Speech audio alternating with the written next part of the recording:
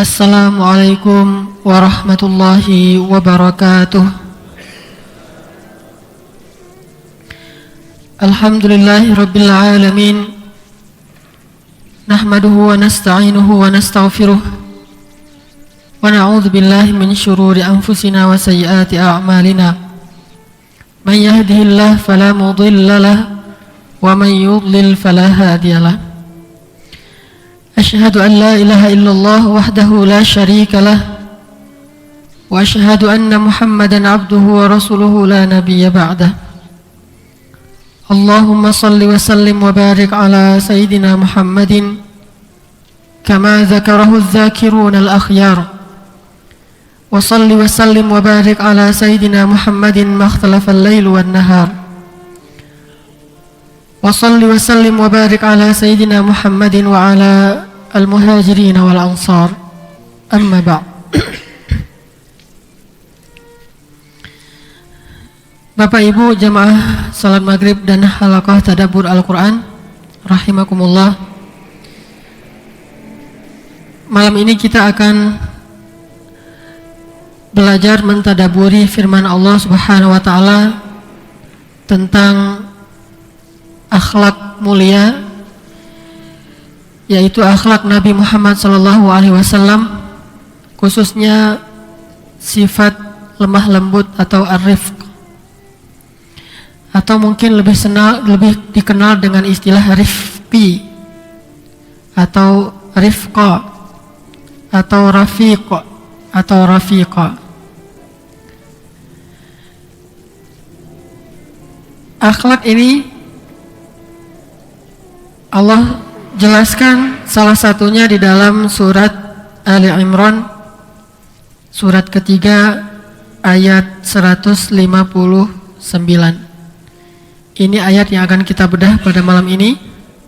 Firman Allah di dalam surah Ali Imran, surah ketiga ayat 159.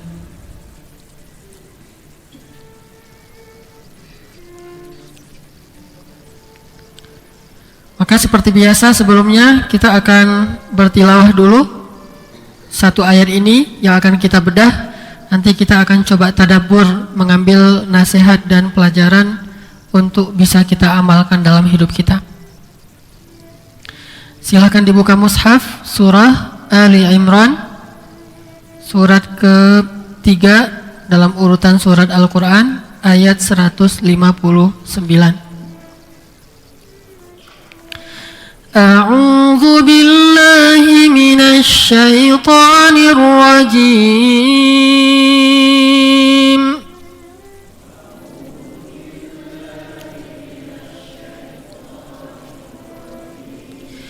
Bismillahirrahmanirrahim.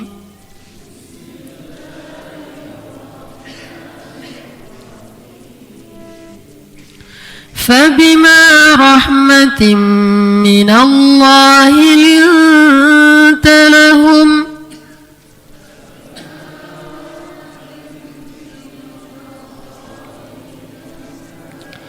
ولو كنت فظا غليظ القلب لانفضوا من حولك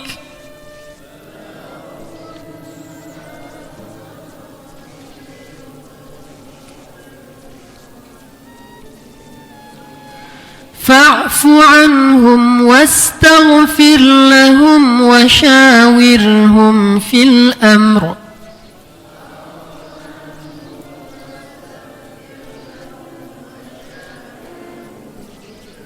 فإذا عزمت فتوكل على الله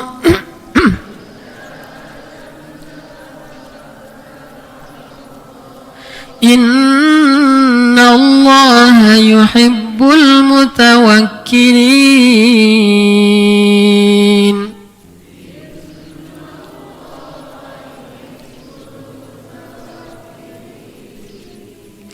فبما رحمة من الله لنت لهم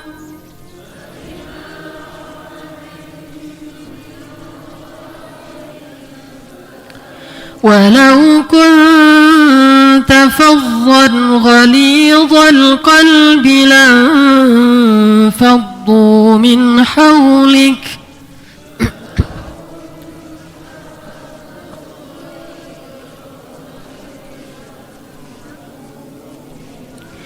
walau kunta faddan ghalidhal qalbi lanfaddu min hawlik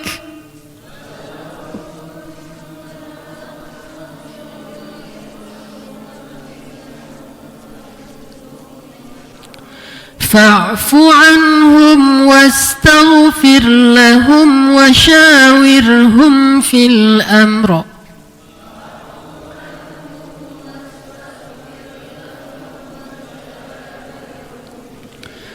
fa'fu anhum wastaghfir lahum wa shawirhum fil amr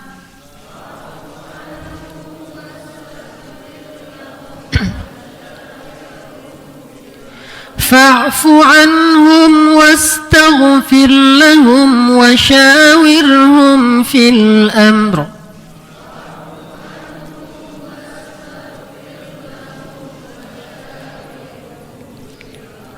fa'fu anhum wastaghfir lahum wa shawirhum fil amr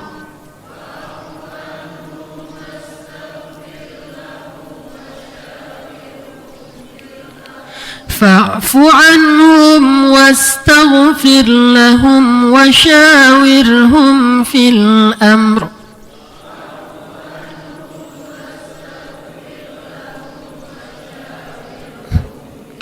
فإذا عزمت فتوكل على الله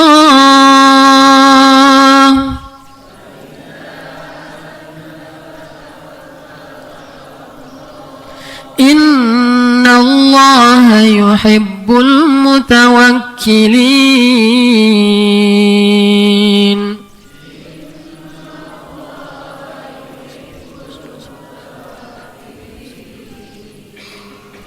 Sadaqallahul azim. Jamaah rahimakumullah, ayat yang barusan kita baca tadi adalah ayat yang luar biasa, nasihat yang sangat berharga, hikmah yang sangat tinggi, dan kata-kata bijak yang sangat penting, syarat dengan makna. Dia adalah bekal bagi setiap orang yang ingin bergaul dengan manusia secara baik. Ayat ini adalah bekal bagi seorang ayah dalam memimpin keluarganya. Ayat ini adalah bekal bagi seorang ibu dalam mentarbiyah anak-anaknya. Dan yang paling penting, ayat ini adalah bekal kalau kita mau terjun ke dunia dakwah. Apakah kita mendakwahi keluarga besar kita? Ataukah kita mendakwahi sahabat-sahabat kita? Ataukah kita mendakwahi orang-orang yang bahkan tidak kita kenal? Baik mereka yang satu kampung dengan kita, satu nasab dengan kita, atau berbeda nasab dengan kita, atau berbeda mazhab dengan kita. Siapapun yang mau berdakwah fi sabilillah, maka inilah ilmunya. Kalau kita meyakini al-ilmu qabla al-amal, ilmu itu sebelum beramal, begitu juga dakwah. Betapa banyak umat Islam yang sekarang berdakwah atau menasihati seseorang, atau menjadi seorang pemimpin, atau menjadi seorang imam, atau menjadi kepala keluarga, menjadi seorang guru, seorang murabbi, seorang ustadz, tetapi dia tidak membekali dirinya dengan ilmu, salah satunya dengan ayat ini, sehingga dia cenderung mudah berputus asa dalam dakwahnya, dan dia bahkan dijauhi oleh orang-orang di sekitarnya. Maka saya katakan ayat ini adalah nasihat bagi semua para da'i dan da'iyah. Ayat ini nasihat untuk setiap abi dan umi. Ayat ini adalah nasihat untuk setiap mukmin dan mukminah. Kita harus sungguh-sungguh belajar ayat ini, mendalami maknanya, dan yang lebih penting lagi, belajar mendawamkan dalam mengamalkannya. Firman Allah di surat Ali Imran ayat 159. Sekarang saya bacakan terjemah umumnya sebelum nanti kita baca tafsir atau mendalami tadaburnya.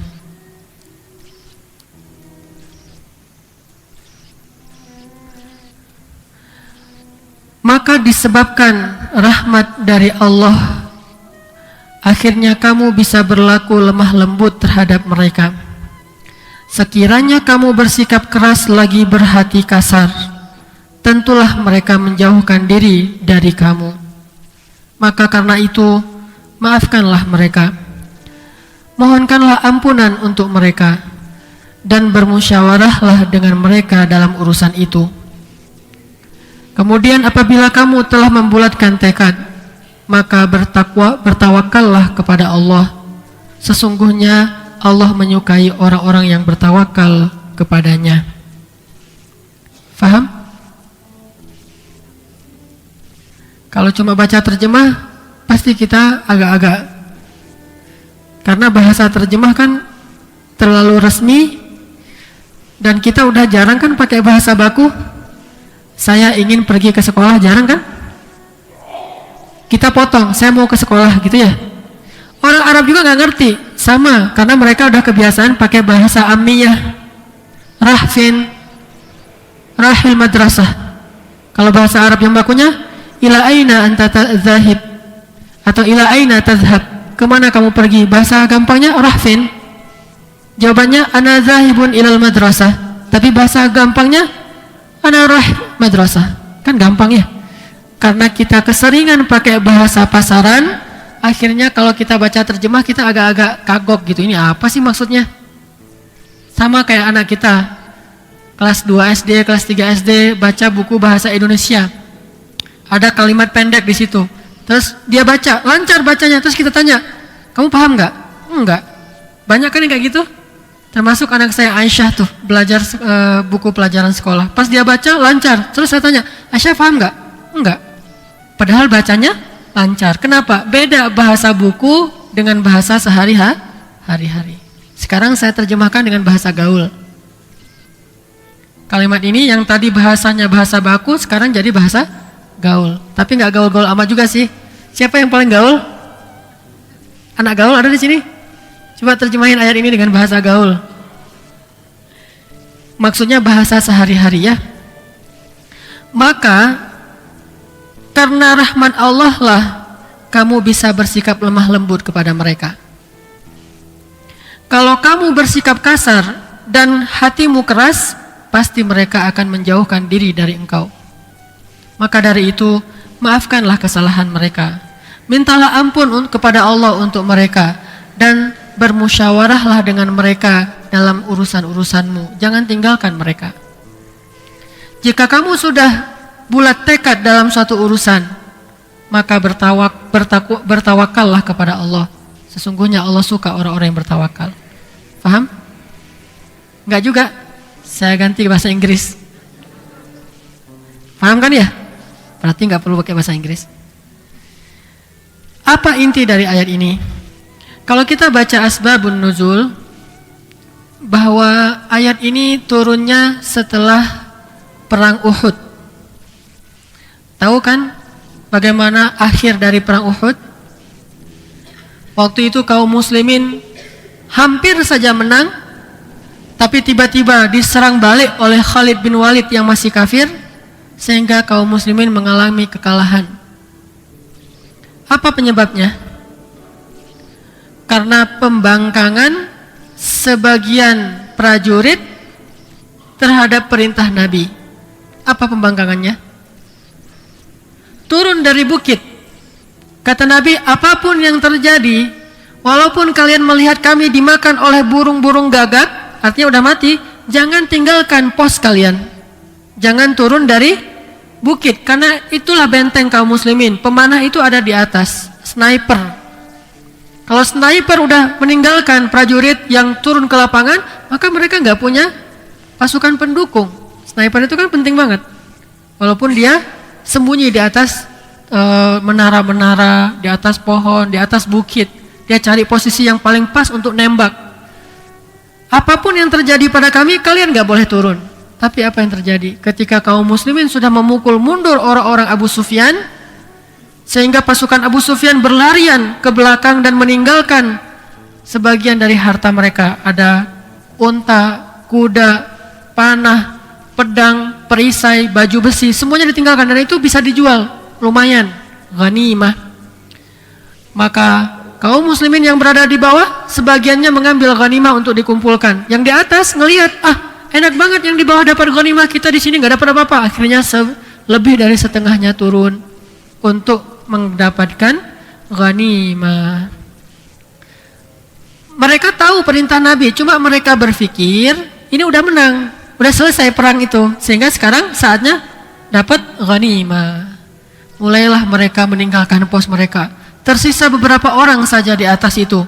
Salah satunya adalah Mus'ab bin Umair, orang yang pertama membawa Islam ke Madinah. Turun sebagian, hanya tinggal beberapa orang saja. Ternyata Khalid yang ahli strategi perang melihat kesempatan. Ternyata kekuatan kaum muslimin sekarang sudah mulai porak-poranda barisannya gara-gara dunia.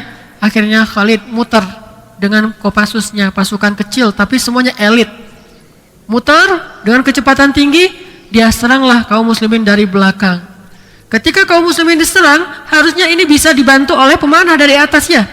Tapi pemanahnya tinggal dikit, jadi mereka tidak berdaya. Ketika mereka memanah ke bawah, yang kena cuma beberapa orang saja. Sementara pasukan Khalid ini sangat cepat. Akhirnya rusaklah barisan kaum muslimin dari depan, dari belakang, kalah. Sampai Nabi pun kena tombak.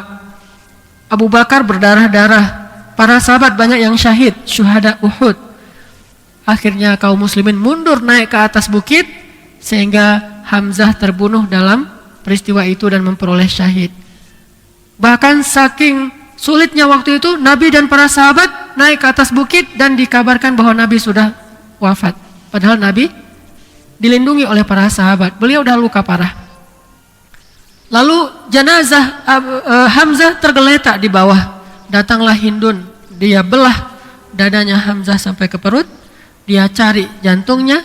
Kemudian dia tunjukkan, ini jantung Hamzah. Sekarang puas hati saya atas kematian bapak saya, kakak saya, dan paman saya dulu di perang Badar. Dia kunyah jantung Hamzah di depan kaum muslimin yang ada di atas bukit. Mereka hanya bisa menatap dengan menangis. Dikoyak-koyak jenazah Hamzah. Matanya diambil, telinganya dipotong, tangannya dipotong. Pokoknya menggenaskan. Paling menggenaskan syuhada itu salah satunya adalah Hamzah. Akhirnya mereka pulang dengan genderang kemenangan. Kecewalah kaum muslimin, kecewalah Rasul. Kepada siapa? Kepada tadi para pemanah yang telah berkhianat. Mereka pun merasa sangat bersalah. Coba kalau kesalahan itu terjadi dalam kehidupan kita. Udah saya bilang jangan tinggalin pos, gitu kan ya? Seorang suami bilang ke istri, udah saya bilang begini-begini, kenapa kamu masih melanggar? Seorang istri juga kepada suami, orang tua kepada anak, seorang da'i kepada mad'u, seorang pemimpin kepada masyarakatnya. Ini pasti ini kesalahan ini gara-gara kamu nih. Ini kekalahan ini gara-gara kamu. Ini kerugian gara-gara kamu dalam sebuah perusahaan. Maka sebelum itu terjadi, Allah menasihati Nabi SAW. Bersikaplah lemah lembut kepada mereka. Mereka ini siapa? Orang-orang yang tadi salah. Bersikaplah lemah lembut kepada mereka, wahai Muhammad. Kalau kamu bersikap kasar dan keras hati, maka mereka pasti akan menjauh dari kamu. Artinya tidak ada manfaat bagi Islam. Nanti mereka tidak mau lagi beramal soleh, tidak mau lagi berjihad. Mereka berputus asa dalam amal soleh. Maka dari itu maafkanlah mereka, mintalah ampun kepada Allah untuk mereka, dan bermusyawarahlah dengan mereka. Coba, inilah yang disebut dengan akhlak ar-rifq, sifat lemah lembut. Artinya jangan fokus kepada kesalahan yang dilakukannya, seolah-olah dia tidak berbuat kesalahan. Beri dia nasihat dengan nasihat yang baik, lalu maafkanlah kesalahan mereka. Ini bekal dakwah yang paling penting. Kita da'i, bukan qadhi. Saya punya sebuah slogan dari para tokoh Ikhwanul Muslimun, ulama-ulama Al-Azhar. Slogannya berbunyi begini, Nahnu du'at la qudat. Kita ini para da'i, bukan para hakim. Tahu bedanya da'i dengan hakim? Kalau hakim itu berdiri di atas mimbar, dia ketok palu, dia katakan ini sesat, ini surga, ini neraka, ini bid'ah, ini sunnah dan sebagainya. Ahli sesat, ahli bid'ah, apa masuk neraka, apa segala macam. Ini tugas hakim. Kita bukan hakim, kata para ulama. Kita duat, kita da'i. Apa bedanya? Kalau da'i, dia lihat ada yang salah, dia kasih tahu, dia nasihatin, dia tinggalkan sementara, dibiarkan dulu, nanti dia kasih tahu ketika kesempatannya pas. Bukan dia vonis. Tugas da'i mengajak, tugas hakim memvonis. Sekarang lebih banyak mana da'i dengan qadhi? Lebih banyak mana seorang pendakwah dengan seorang hakim? Lebih banyak seorang hakim. Di rumah seorang ayah itu jadi da'i atau jadi hakim? Jadi hakim. Ibu kepada pembantu jadi da'i atau jadi hakim? Lebih sering jadi hakim daripada jadi da'i. Kalau da'i itu ngelihat pembantu salah, kita kasih tahu, gini mbok, gini bi, gini mbak, gitu ya. Kalau salah melulu, marahin. Nah ini kita lebih senang menjadi hakim, karena memang jadi hakim itu lebih gampang daripada jadi da'i. Jadi hakim tinggal ketok palu, vonis, selesai kan? Seorang ustadz yang hakim, dia tinggal naik aja di atas mimbar, bid'ah, selesai kan? Kan bersemangat semuanya, hebat ustadz ini, keras orangnya, tegas, segala saklak apa. Ini hakim. Memang butuh orang seperti ini, tapi nggak semuanya harus kayak gini. Ini udah ustadznya hakim, terus yang mendengarnya juga semuanya pengen jadi hakim. Bahasa Indonesianya menghakimi sendiri. Menjadi hakim, semuanya pengen jadi hakim. Bukan seperti itu dakwah kita. Dakwatuna dakwatul huda war rasyad. Dakwah kita itu dakwah nunjukin mana yang benar, mana yang baik, bukan dakwah memvonis kamu salah pergi, kamu berbuat kekeliruan pergi, kamu bermaksiat pergi. Apakah kita melihat orang-orang yang berbuat kesalahan ini dengan mata kebencian atau dengan kasih sayang? Apakah kalau kita melihat ada orang yang berbuat bid'ah, lantas kita benci kepada mereka seolah-olah mereka udah keluar dari agama? Atau justru kita merasa sayang kepada mereka lalu kita kasih tahu bahwa itu keliru? Atau setidaknya kita kasih tahu mana yang benar tanpa harus mengatakan bahwa mereka keliru. Ini yang lebih sulit. Makanya saya katakan ayat ini ayat bekal untuk kita. 2 minggu yang lalu saya pernah marah kepada anak saya Aisyah dan Maryam. Terutama kepada Aisyah karena dia udah gede. Gara-gara apa? Gara-gara dia nonton acara artis-artis Mahabharata datang ke Jakarta. Kan? Mereka datang ke Jakarta kan pada pengen dipeluk, pengen dicium, pengen digendong apa segala macam kan ya. Memalukan acaranya. Saya sangat malu melihat acara kayak gini di Indonesia. Kayak nggak ada harga diri. Orang datang terus semuanya jadi kayak apa gitu, kayak orang kehausan, luar biasa, hilang sudah rasa malunya, akhlaknya udah hilang. Memalukan sekali acaranya. Ini TV benar-benar memalukan acara kayak gini. Kebetulan di rumah dia bersama beberapa temannya nonton. Saya bilang ini kan acara orang dewasa, nggak boleh Aisyah sama Maryam nonton yang kayak ginian gitu. Kan seru tuh. Kebetulan memang karena ada beberapa orang yang memang senang dengan itu, akhirnya pada seru. Teriak-teriak, ketawa-ketawa gitu. Saya kasih tahu, ayo kita nonton Ipin Upin aja gitu. Saya putarin di YouTube Ipin Upin. Karena udah nonton itu, nggak tertarik lagi kepada Ipin Upin. Biasanya senang dengan Ipin Upin. Gara-gara itu jadi nggak senang lagi, seleranya nambah. Seleranya udah berubah gitu. Dia nonton Ipin Upin gini. Karena dipaksa orang tuanya ya. Saya pikir ini alternatif gitu, nggak saya larang terus suruh ngaji kan kasihan. Ya udah nggak usah ngaji deh. Jangan nonton itu tapi nonton Ipin Upin. Gak mau Ipin Upin juga, ya udah cari yang lain apa? Pengen Frozen boleh deh. Selama ini nggak boleh jadi boleh sekarang. Frozen. Gini juga lihat Frozen. Akhirnya diam-diam pergi ke belakang nonton lagi tuh di kamarnya si Bibi nonton. Kalau Bibi kan emang senang, orang kan pembantu banyak yang senang film Mahabharata tuh. Nah dia nonton senang. Saya lihat lagi Aisyah, Maryam balik lagi di situ. Akhirnya saya marahin. Pokoknya besok kalau masih nonton acara kayak gitu, itu TV dikotakin, disampahin, marah gitu. Diam. Pada ini saya keluar ngajar di Supratman maghrib, tapi di jalan saya nggak enak hati. Kenapa saya jadi marah? Kasihan anak-anak, jadi merasa bersalah, kepancing emosi. Tapi saya marah bukan karena benci, saking sayangnya dan shock bercampur aduk, jadi marah kan? Saya SMS istri saya, Umi, saya minta maaf tadi marah kepada anak-anak karena emang nggak siap ngelihat mereka kayak gitu, kasihan banget gitu dan malu banget ngelihat anak kayak gitu. Kata Umi, dia balas SMS pakai bahasa Arab. Ghadabta lillah wa rahimta bi rahmatillah. Ngerti? Ghadabta lillah wa rahimta bi rahmatillah. Kata dia, engkau marah tadi itu karena Allah. Jadi engkau marah bukan karena hawa nafsu, bukan karena engkau benci, tapi engkau marah karena Allah. Wa rahimta bi rahmatillah, dan engkau sayang sama mereka pun karena rahmat Allah. Cuma kata Umi, fa'fu anhum wastaghfir lahum wasyawirhum fil amr. Ayat ini, maafkanlah mereka, mintalah ampun untuk mereka, dan bermusyawarahlah, dialoglah dengan mereka dalam urusan itu. Saya langsung alhamdulillah, untung punya istri soleha, ngerti agama, tafsir Quran pula kan.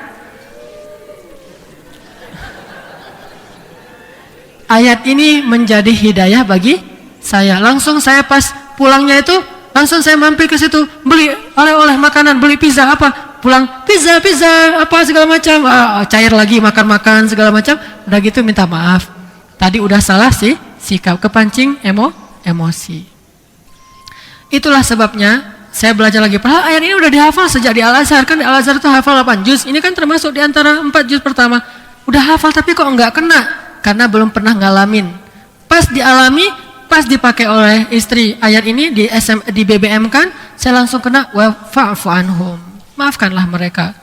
Wastaghfir lahum. Mintalah ampun kepada Allah untuk mereka. Wasyawirhum fil am. Berdialoglah dengan mereka. Langsung saya paham, oh inilah bekal menjadi seorang ayah, menjadi seorang ibu, menjadi seorang murabbi, menjadi seorang dai, menjadi seorang pemimpin. Bahkan ini nasihat dari Allah untuk Nabi SAW yang tugasnya lebih berat daripada kita, apalagi tugas kita ringan. Sekarang kita sering melihat orang kepada yang berbuat salah, dia benci. Bukan dia nasihati, bukan dia samperi, bukan dia dekati, bukan dia berbaik-baik kepadanya, malah dia menjauh, mukanya masem. Kata Allah apa? Kalau kamu bersikap kasar dan berhati keras, mereka menjauh darimu, kan ya? Sekarang dakwahnya itu bukan dakwah merangkul, dakwah menjauhkan. Yang bukan yang nggak mau ikut sunnah ini, pergi jauh-jauh, jangan dekat-dekat. Terus kadang-kadang ada yang ikut taklim, mereka gini mau ikut taklim karena pakaiannya masih gaya-gaya gaul gitu. Sementara yang lain itu udah pakaiannya udah hijabnya sempurna, dilirik-lirik, dicemburutin. Akhirnya malas, nggak enak ngaji di situ, saya dicemburutin terus. Kenapa? Soalnya pakaian saya gini. Saya juga pernah datang ke situ, kebetulan jubah saya di bawah mata kaki. Gini-giniin terus, isbal. Nah ini berarti belum lembut. Bukankah ini bekal dakwah? Yang disampaikan itu benar, cuma tidak dengan akhlak rifku, kelemah lembutan dan sikap yang baik, sehingga orang malah lam faddu min haulik. Mereka menjauh dari kalian. Padahal kalau kita kasih tahu dengan baik-baik, mereka mau mendengar.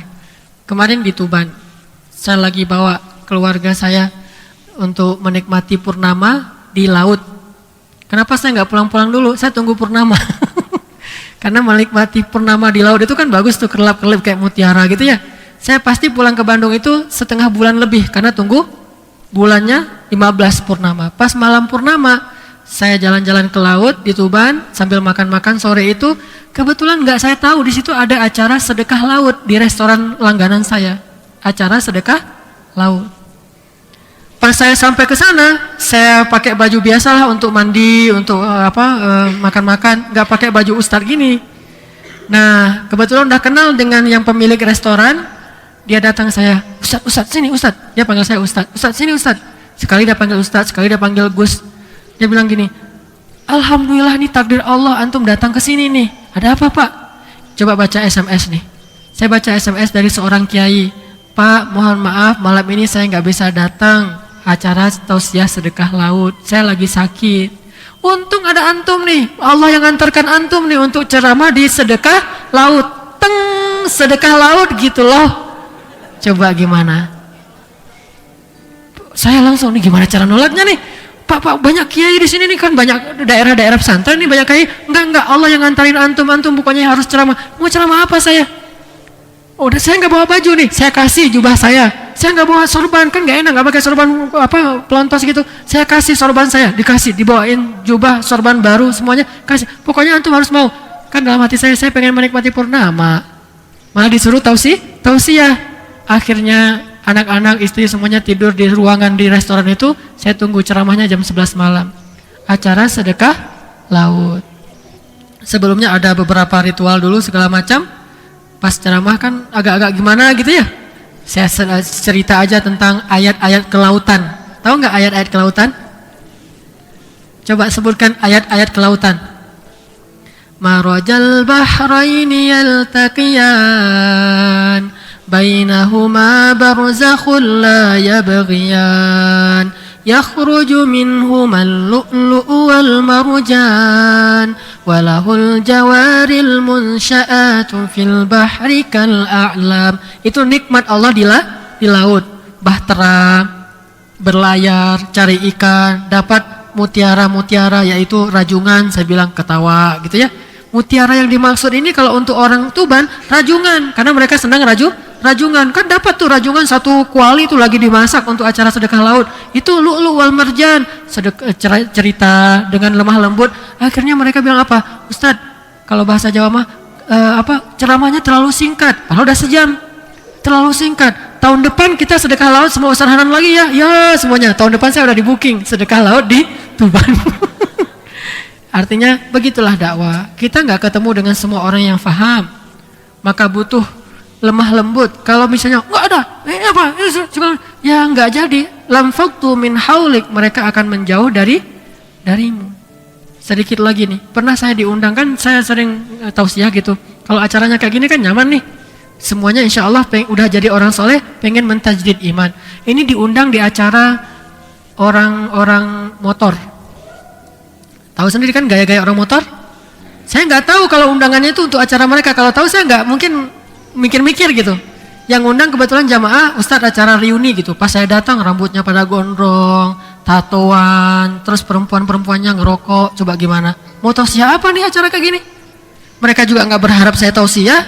Yang maksa-maksain itu ya jamaah tadi itu. Mereka sendiri nggak berharap. Saya datang mukanya pada gini-gini, merasa kayak datang apa gitu, orang terlalu suci untuk mereka atau apalah. Saya juga merasa gimana nih, saya mau tahu siapa, pasti nggak akan didengar.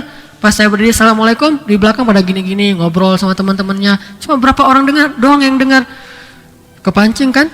Kesan saya sering kalau di ceramah itu kadang-kadang kepancing itu langsung saya tinggalin atau langsung saya marah-marahin. Tapi waktu itu saya lagi belajar, ya Allah, kayaknya Allah sengaja nih ngadapkan saya kepada orang-orang kayak gini biar rifku, biar lemah lembut nih. Sabar, saya bawa tentang kematian, tentang husnul khotimah, apa segala macam. Pas udah doanya, pada nangis semuanya. Besok-besoknya mereka ikut taklim tuh di Batu Nunggal, senang BBM-an segala macam, sedikit demi sedikit. Coba, kalau keras dari awal, hei yang ngerokok, berhenti ngerokok, dengar ceramah dulu. Lam faddu min haulik, mereka akan menjauh dari engkau kan? Begitu, kalau dalam konteks dakwah, apalagi di rumah tangga kita.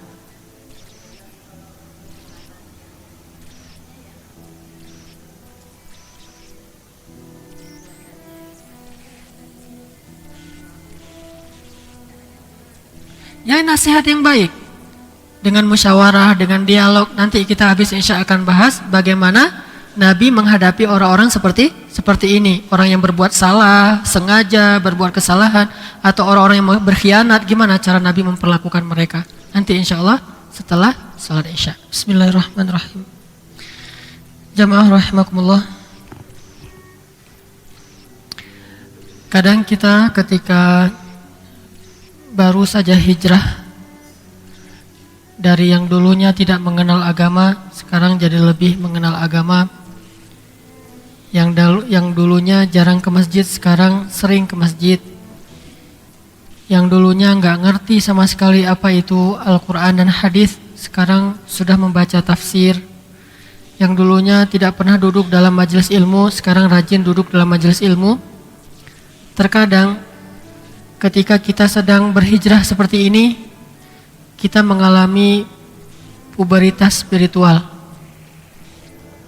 Puberitas spiritual ini karena kita baru dalam perubahan, sehingga semangat kita lebih besar daripada kebijaksanaan kita. Tidak sedikit seorang istri pulang dari taklim, dia merasa sudah mendapatkan pencerahan, lalu melihat keluarganya itu semuanya bencana bagi dia. Melihat suami, kenapa suami saya bodoh begini? Melihat anak-anak, kenapa anak-anak saya jadi durhaka begini? Seorang anak juga gitu, pulang dari taklim, dakwah yang luar biasa. Dia pulang ke rumah, dia lihat rumahnya, ayah saya kok begini, ibu saya kok begitu, segala macam. Dia merasa dirinya udah begitu tercerahkan, suci, dan yang lain itu kotor. Ini karena dia sedang puber.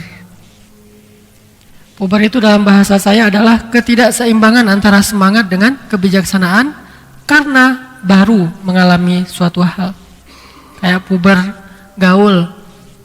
Puber gaul itu serba pakai bahasa gaul.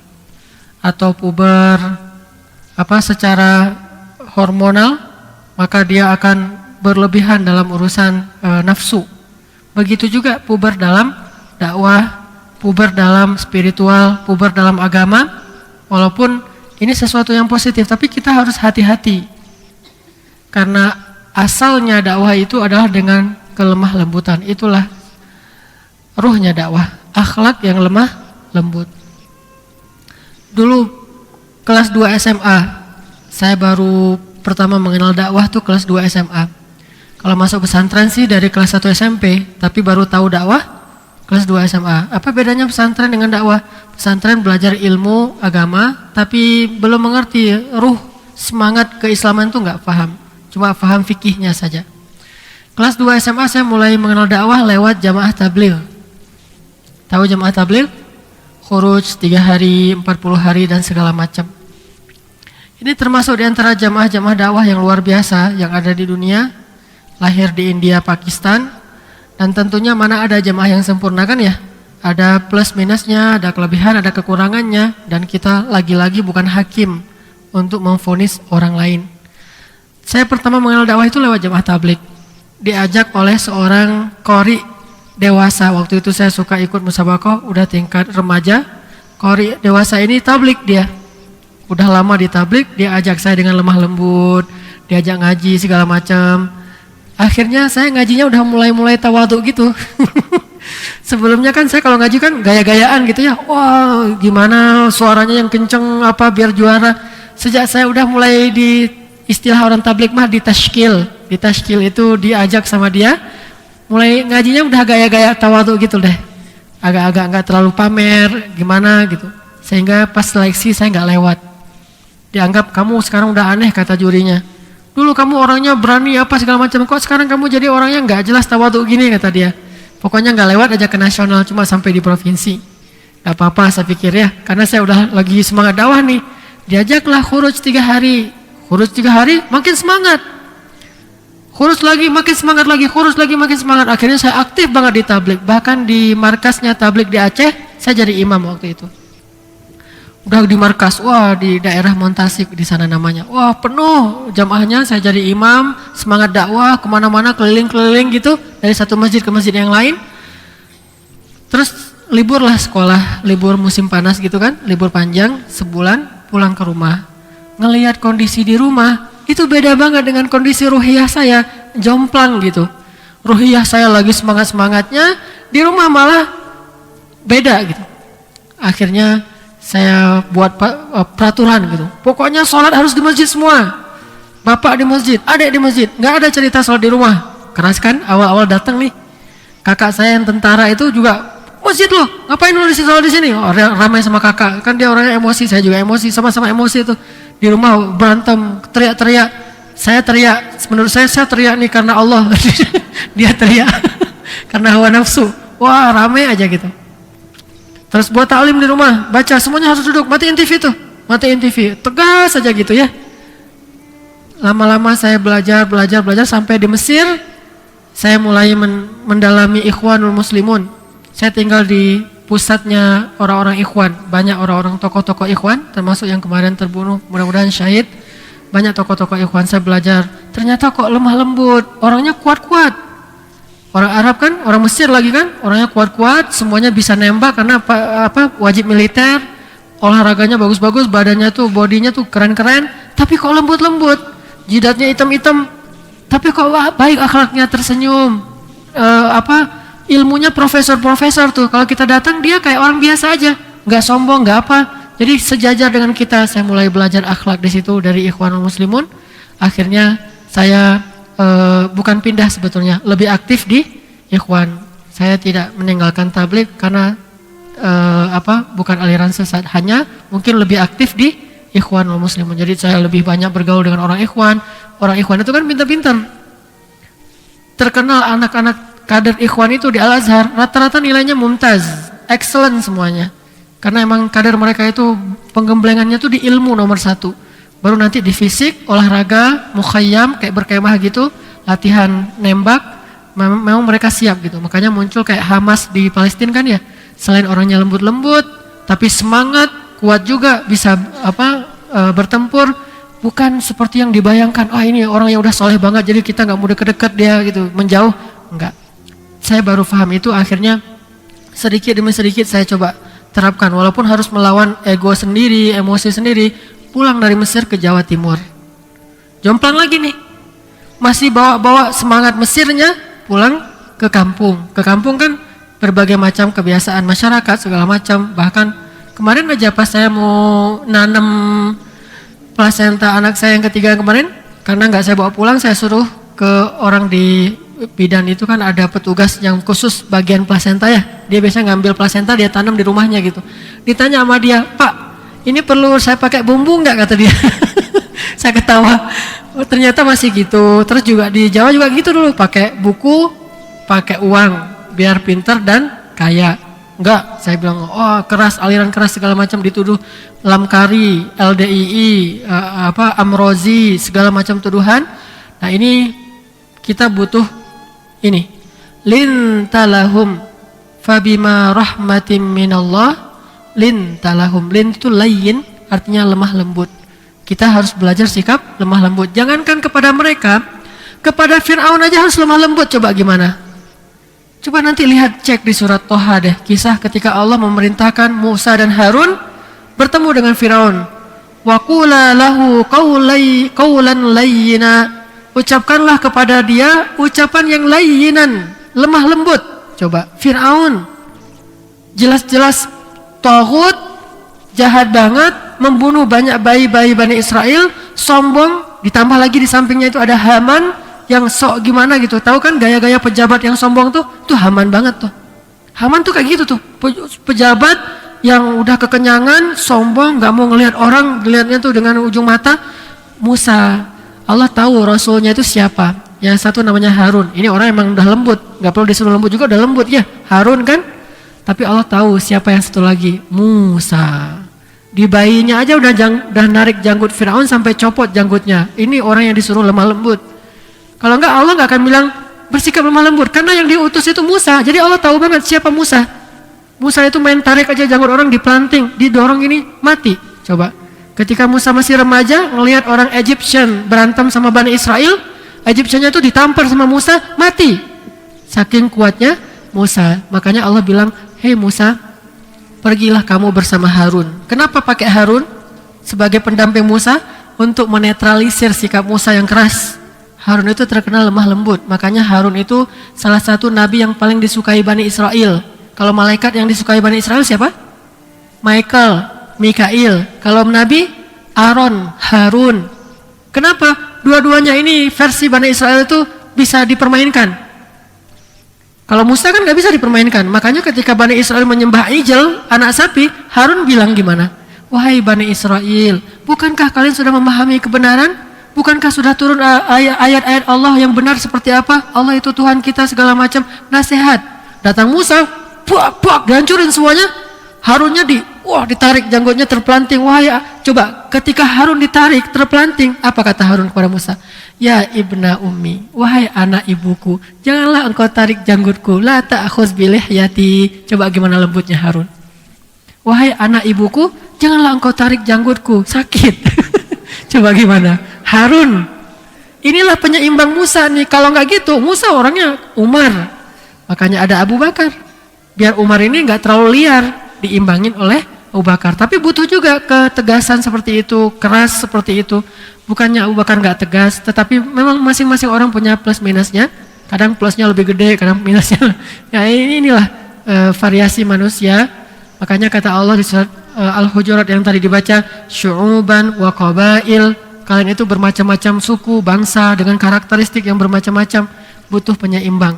Itu, maka dakwah itu asalnya dengan layyin, dengan ucapan yang lemah lembut, sikap yang lemah lembut.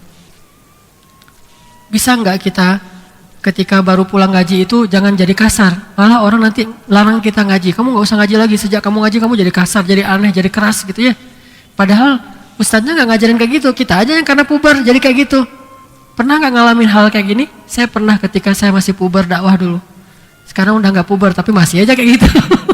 Gimana dengan kita? Apakah kita pas merasa udah soleh, lagi jos-josnya kalau kata orang tabligh mah, lagi semangat-semangatnya tuh, tahajud, ke masjid, puasa Senin Kamis, tilawah Al-Quran gak kurang dari 1 juz sehari.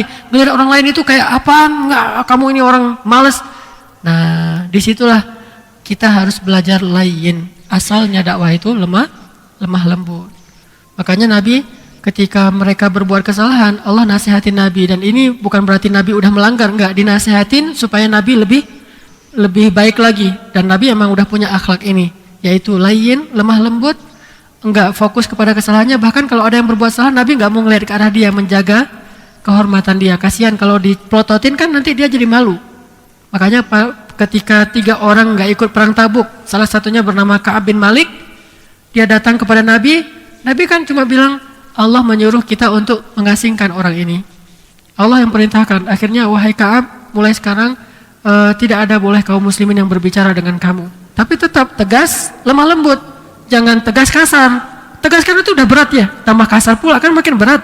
Udah aja tegas, lemah lembut. Gimana tegas, lemah lembut? Ada seorang pemabuk, suka ganggu orang di jalan. Akhirnya ditangkap sama sahabat, ditaruh di Masjid Nabawi. Kata Nabi, pukullah dia. Coba, pukullah dia, bukan, pukullah dia. Gitu kan? Tegas tapi lemah lembut. Disuruh pukul pakai apa? Pakai sendal. Pok. Jadi semua sahabat yang masuk masjid pukul dia tuh. Syarat masuk masjid pukul. Pok, masuk masjid. Pok, masuk masjid. Terus ada orang mukulnya pakai emosi sambil ngata-ngatain. Dia ngomong apa? Celaka kamu. Sambil dipukul dengan kuat. Kata Nabi, janganlah kamu membantu syaitan untuk mencelakakan dia. Udah pukul aja sebagai hukuman, tapi jangan dicela. Ini tegas tapi layyin. Gak boleh tegas kasar pula. Maka mereka akan menjauh darimu. Orang ini kemudian sadar. Bukan berarti lemah lembut lantas gak ada tegasnya sama sekali. Semuanya boleh. Ini kan jadi aneh ya. Jadi gak ada harganya. Harus seimbang gitu. Cuma selama ini kita udah bisa tegas. Tapi belum bisa lemah lembut. Tegas itu gampang, lemah lembut itu yang susah. Apalagi disatuin, tegas dan lemah lembut. Ini lebih susah lagi nih. Kalau ibarat ilmu bela diri mah tai chi ya. Dia mau mematahkan orang tapi kayak main-main gitu kan ya. Coba bisa nggak? Ini yang lebih sulit daripada sekedar langsung taekwondo, karate, gedebak, selesai. Ini kayak main-main tapi orang kena. Kalau istilah orang ini dulu kan the smile general siapa? Soeharto kan? Saya pernah dengar dialognya seorang anggota kepolisian nih di sebuah tempat, orangnya lembut, diancam-ancam lewat televisi, terus dia bilang apa? Hati-hati ya, tunggu ya, gitu-gitu aja tuh. Tapi itu ancaman loh. Hati-hati ya, ngomongnya ya, tunggu ya. Jadi mau dibunuh pun saya bunuh ya. Coba. Kamu tak pateni ya, kan gitu bahasa orangnya. Kamu tak pateni ya, orang popo ya, gitu kan ya. Lembut tapi tegas gitu. Walaupun gak kejam kalau Islam. Kalau ini kan kejam tapi lembut. Kalau ini tegas dan lembut, beda. Kejam lembut, tegas lembut. Kita pengen yang tegas dan lembut, tidak kejam. Islam tidak menyiksa, tapi dibunuh ya. Kalau memang dia membunuh ya dibunuh. Kalau dia memerangi ya diperangi, tapi tetap dengan kelembutan. Makanya asalnya dakwah Nabi itu lemah lembut. bermusyawarah dengan orang-orang yang mau didakwahi. Nabi panggil keluarga-keluarga beliau makan di rumah Khadijah. Setelah itu beliau musyawarah sama mereka, ngobrol, ngasih tahu kalau beliau itu utusan Allah. Bagaimana kalian? Apakah kalian mau beriman kepada saya, menyembah Allah saja? Ini namanya wasyawirhum fil amr. Bermusyawarahlah dengan mereka. Coba ketika Nabi Fathu Makkah, kan orang-orang Makkah ini terutama yang dulu benar-benar sering nyakitin Nabi kan lari ya, semuanya lari. Ikrimah lari, kemudian Suhail bin Amr lari, Sofwan bin Umayyah lari. Sofwan itu lari ke Jeddah, takut dibunuh oleh kaum muslimin. Dikejar sama Umair, sepupunya Sofwan, dibawa pulang ke Mekah. Sampai di Mekah, Nabi bilang, ya Sofwan, aku beri kamu waktu 40 hari untuk berpikir. Nanti terserah kamu mau gimana, mau masuk Islam terserah, mau enggak ya juga terserah. Pokoknya saya kasih kamu berpikir 40 hari. Udah gitu, Nabi ngasih dia onta 200 ekor onta dalam perang Hunain supaya dia tertarik. Ini namanya dakwah. Sekarang gimana dengan orang-orang yang berbuat bid'ah, orang-orang yang berbuat maksiat, orang-orang yang belum paham agama? Makanya saya pernah juga, iman kan naik turun ya. Kalau iman saya lagi naik gitu, pernah lagi parkir mobil, diparkirin sama tukang parkir kan. Di bawah sebelah kiri itu kan spion saya nggak turunin, jadi nggak kelihatan. Di bawah sebelah kiri itu ada tempat sampah dari yang udah dicor gitu kan, keras tuh. Ada pojok-pojoknya kan, persegi 4, nggak kelihatan. Terus kiri jauh, pak, truk gitu. Suara apa itu? Saya keluar, kena bodi mobilnya seret panjang, sampai sekarang masih ada tuh. Pas iman lagi naik, pas iman lagi enak tuh, lagi solehnya, lagi rajin ke masjid, lagi ibadahnya bagus. Pas kena, astagfirullahaladzim, Allahumma ajurni fi musibati wa khluf li khairan minha. Pak, maaf Pak, saya tadi mau, gak apa-apa gitu. Malah dikasih duit 5.000 ongkos parkir. Tapi pas iman lagi turun, oi, lagi berdoa, ya Allah perbaikilah akhlak saya dalam mobil tuh. Ya Allah perbaikilah akhlak saya di jalan, lewat angkot, woi, gitu. Padahal lagi berdoa tuh, coba bayangin, iman lagi naik dan tuh turun. Lagi doa aja bisa marah, gimana lagi nggak doa? Berarti perbaiki lagi, islah lagi, istighfar lagi, terus saja kayak gitu. Kayak ginilah hidup. Makanya ketika kita lagi iman naik itu belajar terus bertahan. Ketika lagi turun, menyendiri aja deh daripada kita mengganggu orang lain. Kadang iman lagi naik, tetangga misalnya ada kesalahan apa, kita bisa berdamai lah, ngejengkelin, berdamai. Parkir, pernah di depan rumah parkir mobil itu bukan di depan rumah, di depan pagar. Kalau depan rumah kan kita masih bisa keluar, di depan pagar, pagarnya nggak bisa dibuka. Coba gimana cara mikir gitu kan ya? Parkir depan pagar, ini pagar, ini mobil, pagar aja nggak bisa dibuka, jadi orang aja nggak bisa keluar. Gimana mobil saya mau keluar? Astagfirullahaladzim, ini mobil siapa? Saya panggil mobil siapa kan nggak bisa keluar, mau cari orangnya. Masih iman naik. Kalau iman lagi nggak naik, parkirnya agak jauh aja udah langsung di tet mau keluar gitu, orangnya jauh, maaf Pak. Tergantung iman. Makanya bagaimana kalau kita mati dalam keadaan imannya lagi lemah, lagi marah-marah sama orang, lagi ngamuk-ngamuk, mati pula, kan rugi tuh. Nah ini yang harus selalu kita tangisi, kita istighfar. Aslinya dakwah itu lemah lembut. Kalau kita mengaku sudah belajar Islam, saya mau tanya, kita ini ikut sunnah nggak? Kita mau ikut sunnah? Baik mana sunnah dengan bid'ah? Pasti baik sunnah. Kalau kita merasa kita udah nyunnah, tunjukkanlah bahwa kita lebih baik daripada orang yang ngebid'ah. Tapi kenapa orang yang ngebid'ah malah lebih baik daripada kita? Bisa senyum, bisa bergaul, bisa silaturahim. Kita yang mengaku kita udah paling ikut sunnah, malah anti senyum, anti gaul, anti silaturahim. Coba gimana? Mana sunnahnya? Emangnya sunnah cuma ibadah? Sunnah itu juga akhlak, sunnah itu juga cara bergaul. Jadi kalau kita menuduh orang lain, mengklaim bahwa kita yang paling nyunnah, harusnya kita paling baik akhlaknya, paling lemah lembut, paling rifqi. Kita udah sering ngaji, harusnya kita lebih soleh di rumah daripada yang gak pernah ngaji. Memang kita belajar, gak ada orang suci kan? Orang bertakwa pun bukan orang yang paling suci. Kata Allah tentang orang bertakwa apa? Walladzina idza fa'alu fahishatan aw zalamu anfusahum dzakarullah. Mereka berbuat kerusakan, berbuat kesalahan, menzalimi diri mereka sendiri, lalu mereka minta ampun kepada Allah. Orang bertakwa juga bisa aja berbuat kesalahan, dan pasti sekelas Ali bin Abi Thalib, Umar bin Khattab, Abu Bakar As-Siddiq tetap aja berbuat kesalahan, tapi langsung minta ampun. Besok salah lagi minta ampun. Kita masalahnya nggak mau mengakui kesalahan kita, menganggap diri kita udah paling suci, paling soleh, paling hebat, paling nyunnah, paling dekat dengan agama, paling ini. Salah satu kesombongan. Bersikap lemah lembutlah. Datangi orang yang belum tahu dengan kasih sayang. Pernah negur orang yang salah berwudu nggak? Atau salah sholat, dalam sholatnya salah gitu. Pernah negur orang yang salah sholatnya? Atau nggak berani tegur, takut kepancing emosi? Atau takut dia tersinggung? Coba belajar menegur tapi dengan lemah lembut. Kalau belum berhasil berarti kita belum nyunnah. Kita udah tahu nih cara sholat yang benar kayak gini nih. Dia pakai baju kaos ketat. Kemudian kalau dia ruku sujud yang laki-laki, dia kelihatan auratnya di belakang, kan sering tuh anak muda gitu. Kita lihat dari belakang, aduh, mau dikasih tahu nggak ya? Dikasih tahu takut tersinggung. Nggak dikasih tahu, kasihan dia sholatnya salah. Kenapa kita takut dia tersinggung? Karena kita nggak tahu cara yang baik, kan ya? Kalau kita tahu cara yang baik, kenapa kita takut dia tersinggung? Nggak akan tersinggung. Tinggal kita ngomong aja baik-baik ke dia.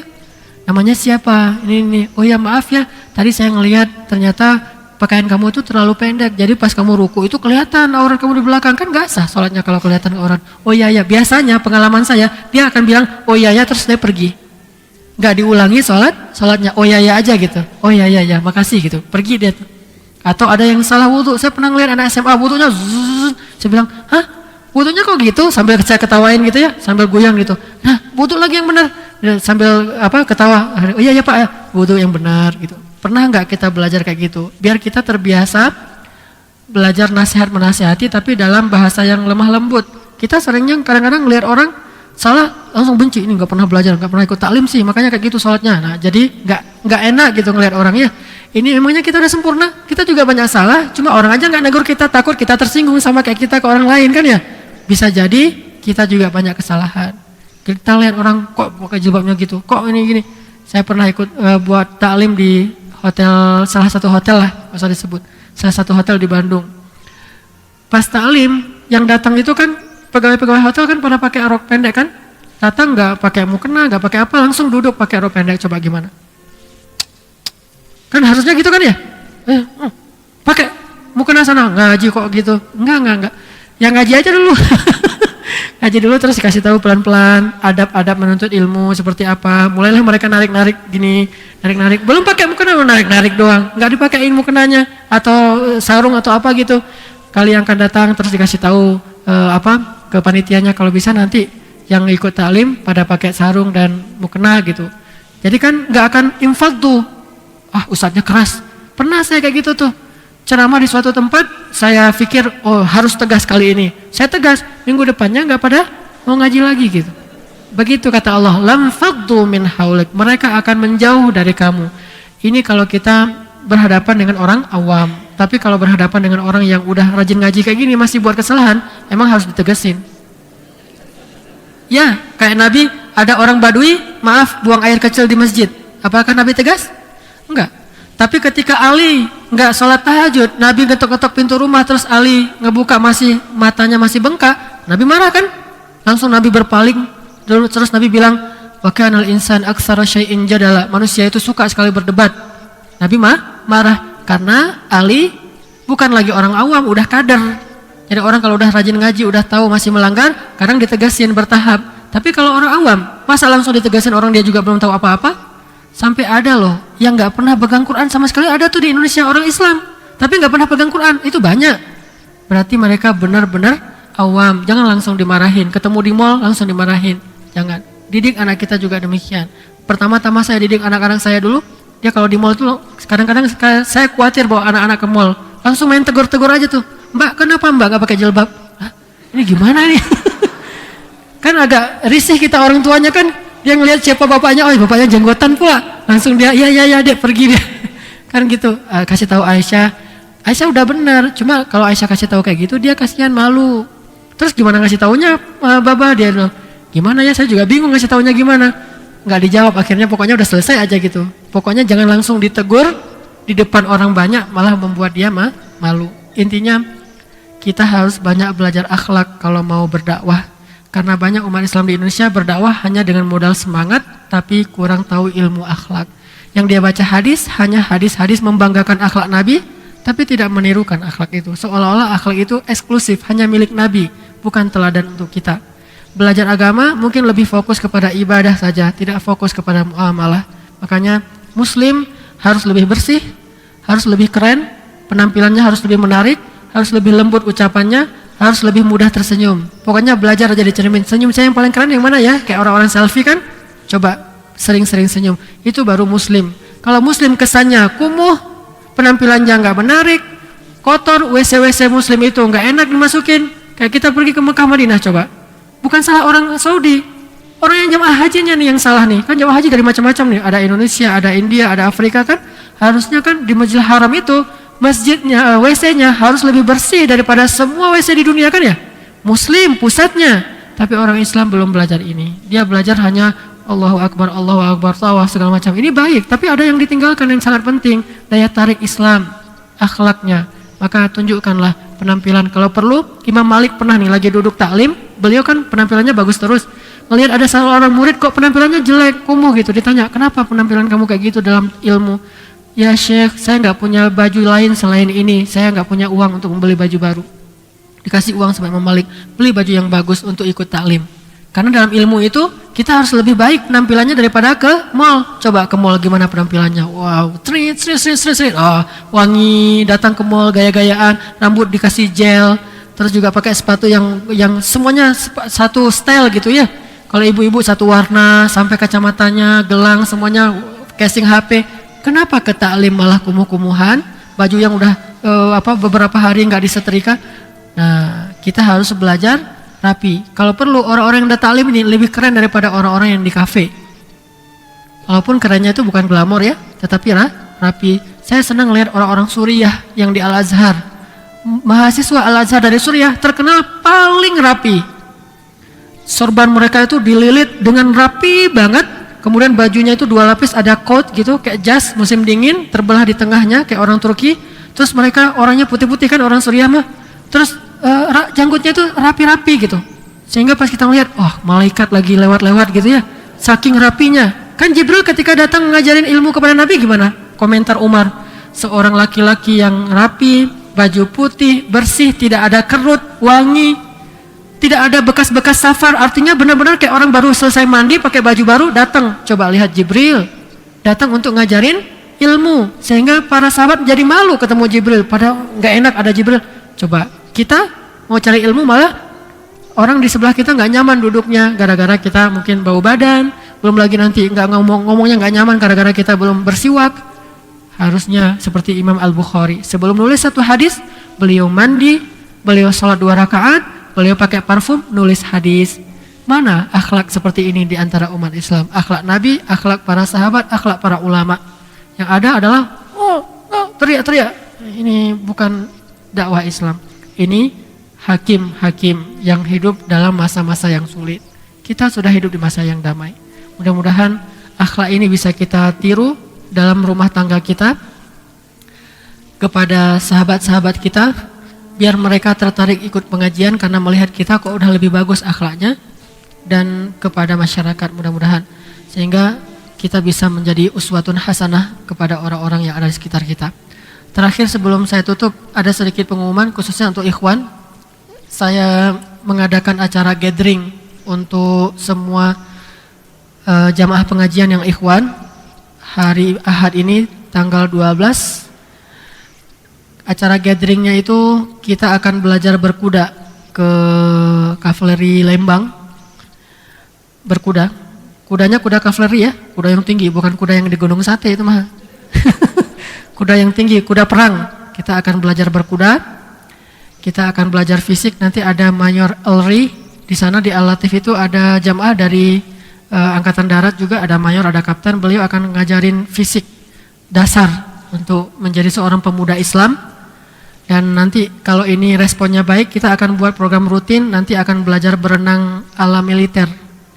Apa beda berenang militer dengan berenang atlet? Atlet mah pakai baju ketat ya. Kalau militer pakai baju lengkap biasa, terus kasih ransel, kasih batu di ranselnya, suruh berenang. Nah itu baru namanya berenang. Kalau atlet mah gampang, ringan gitu. Semuanya serba ditutup biar ringan. Ini justru pakai ransel, kasih batu yang berat, suruh berenang. Berenang militer. Kita akan coba nanti akan ada acara berkemah juga, belajar gimana susahnya ribat, susahnya berjihad tujuannya bukan apa-apa, pengen pertama mengeratkan ukhuwah di antara ikhwah, kedua biar kita merasa bahwa ngaji itu ringan dibandingkan jihad, ke masjid itu ringan dibandingkan jihad, nggak ada apa-apanya. Kita belajar gimana susahnya jihad walaupun bukan jihad yang beneran, baru kayak gitu-gituan aja. Nanti ada acara games dan juga ada acara hiburan, kita akan main pinball, main tembak-tembakan. Kalau ini udah lulus nanti akan naik ke tingkat main airsoft gun. Airsoft gun kan lebih ini ya, udah kayak mirip aslinya kan. Kalau kena malah sakit kan ya. Tapi sebelum ke airsoft gun kita belajar pinball aja dulu deh, yang kena bercak-bercak cat gitu ya. Tapi intinya kita akan belajar berkuda, lari, olahraga, latihan dasar fisik oleh Mayor Elri. Silahkan bergabung. Saya berharap ikhwah yang muda-muda terutama ikut. Infak untuk makan siang segala macam semua satu paket ini 150.000. Katanya kalau kuda kavaleri itu kalau kita sendiri satu putaran itu 250.000. Tapi ini karena satu paket dan yang ininya dari Masjid Al-Latif karena DKM jadi dikasih lebih banyak diskon sehingga hanya 150.000 udah berkuda, latihan fisik, pinball dan beberapa game hari Ahad ini. Kalau mau nanti silahkan daftarnya ke saya habis ini. Bayarnya boleh kapan aja sebelum acara.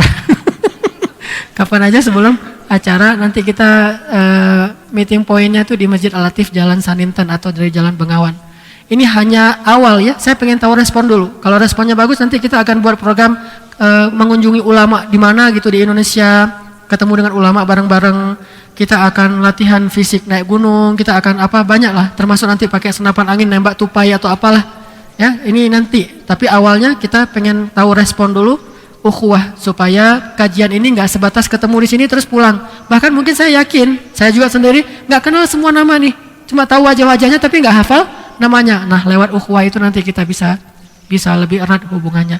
Kalau untuk ibu-ibu, insya Allah nanti kalau Umi udah lebih sehat, biar bisa buat gathering lagi. Nanti akan ada gathering juga campur ibu bapak, kita bareng-bareng kita musyawarahkan dengan Pak Tatang juga. Nanti kalau sekarang untuk ikhwan dulu ya, terutama yang masih muda-muda, yang merasa tua juga nggak masalah ikut. Yang merasa tua ya, nggak masalah ikut, nggak harus berkuda kan, bisa rame-ramean aja lah. Nanti ada tadabur alam juga gitu di daerah Kavaleri Lembang. Kita akan pakai mobil tentara itu yang tinggi itu. Ya itu kita naik mobil itu nggak naik mobil pribadi, jadi belajar benar-benar latihan fisik deh. Biar kita nggak manja ke masjid, nggak manja ke taklim, dan pemuda Islam itu kan memang harus kuat ya. Sampai nanti akan ada latihan push up, sampai kalau perlu push upnya itu 1 jari targetnya. Seperti Mujahid Hamas kan, push upnya sejari. Kita push up begini aja belum kuat. Saya juga pengen nurunin perut saya nih, perutnya udah mulai ke bapak-bapakan. Nah latihan. Ikuti tanggal 12 hari Ahad, mulai jam 6 pagi sampai jam 4 sore. Daftar ke saya. Bayar boleh, hari H juga boleh. Pokoknya daftar aja dulu boleh. Barakallahu li wa lakum. Subhanakallahumma wa bihamdika asyhadu an la ilaha illa anta astaghfiruka wa atubu ilaik. Assalamualaikum warahmatullahi wabarakatuh.